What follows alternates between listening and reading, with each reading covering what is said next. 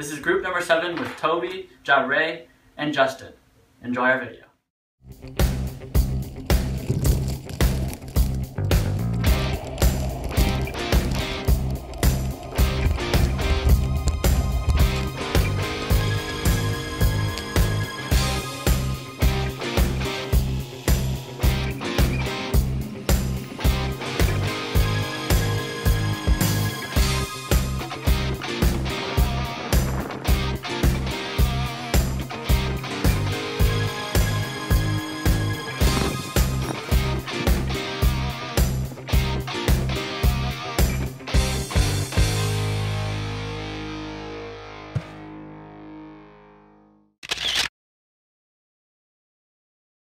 The purpose of this video is to effectively evaluate the performance of our team throughout the semester.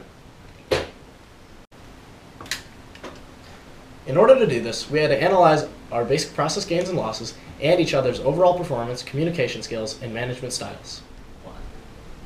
Our basic process in completing our projects was after receiving the project and discussion, we would, as a group, go through it, review it, and agree that we would come and meet the following Thursday with the questions briefly answered. After meeting on Thursday, which is a week before the project's due, we have our very brief overview of the questions answered, which we discuss. We come up with who is going to answer which question, and then we leave and we meet up a week later with our questions fully answered and ready to proofread.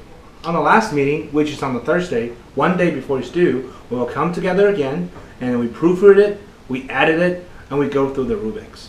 And after all that, we'll upload it to the Dropbox all together and print out a hard copy for the next day. An advantage of working as a team is increasing your productivity.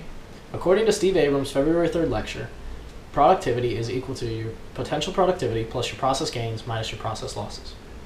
Process gains include information exchange.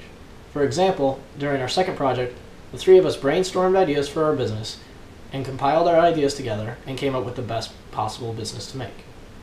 Also, delegating work, which is the dividing and conquering of questions to be answered and coming together and answering them together. And also social facilitation, which includes hanging out together outside of work, not being so caught up with work. Process losses include group maintenance, social loafing, and production blocking. Social loafing includes someone not doing their work and making the other members do more. Production blocking is being distracted and having other teammates distract you. Justin would often bring a lot to the table when he would meet up to go over our project, sometimes even literally. He would provide the group with snacks which served more than just one purpose. Not only did it give us a much needed energy boost, but it was also a very kind act. And furthermore, according to Forbes.com, one of the best ways to increase productivity within a meeting is to reward yourself with motivation. We would use the expectancy theory with the snacks Justin provided us as a motivational tool, by rewarding ourselves with treats after completing a certain amount of work. Toby has sometimes performed less than expected. He would sometimes show up late to our meetings and would on occasion be a social loafer. There was one specific example of social loafing, which is described by Williams as an event when a team member withholds their efforts and fails to perform their share of their work. For example, Toby more than once showed us some funny dog videos on YouTube, which while it was a bonding experience, it did cause us to be very unproductive. The solution we came up with for this issue is that we just have to remind each other when we are doing social loafing. Toby effectively assumed the role of the lead communicator throughout most of the semester. He would always text deadline and assignment reminders to everyone. We used multiple mediums to communicate with one another, such as emailing and using Google Docs to send, receive, and review files. To talk to each other, we almost exclusively used iMessage since we all have iPhones. Toby would not only text the team members with the reminders and suggestions or advice, but he would encourage and motivate us to complete our work with friendly sporadic texts.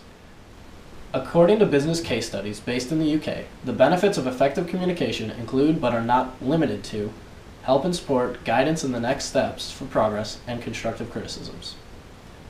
In addition to the aforementioned perks of good communication, it also allows the team to gel together better and faster.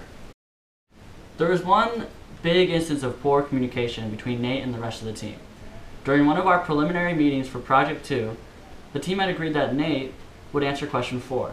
There was unfortunately a miscommunication and Nate accidentally answered question 2, which meant that when we rendezvoused for the next week, we had 2 answers of question 2 and 0 answers of question 4.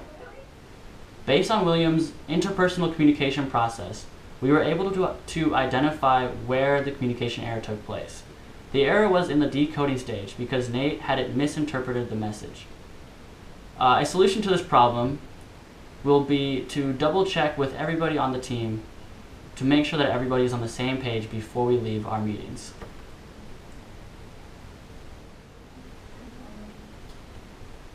Nate was our example of a great team manager. He always was very encouraging and motivating. He was also clear in what he wanted us to do and how to have it done. Nate really embraced the leadership role of management, which William identifies as the role of motivating and encouraging others. Not only did Nate do a great job of fulfilling that role, he was also our very first project manager. This means that Nate's job was more difficult than mine and Justin's, because he had to also help the group get to know each other and set the bar for managers to come. In addition to being a great leader, Nate also effectively fulfilled the role of disseminator, in which he would share ideas and information with us and delegate work in a way that was fair for everyone, so that not one person on the team felt overburdened.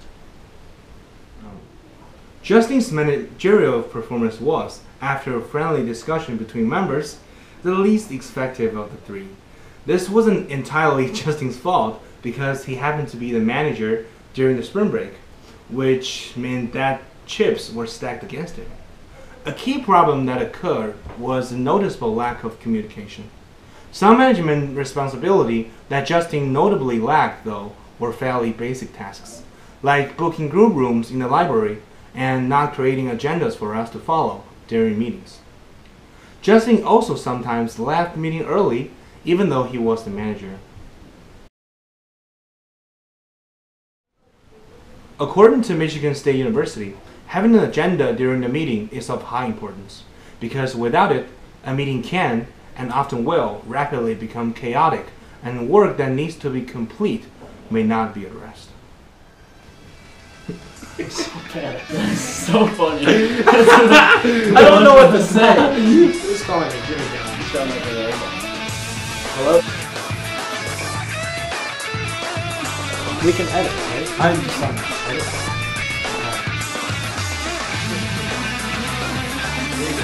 Really making mistakes. I was gonna say you're really making mistakes, but I want to be on the blooper reel. Woo!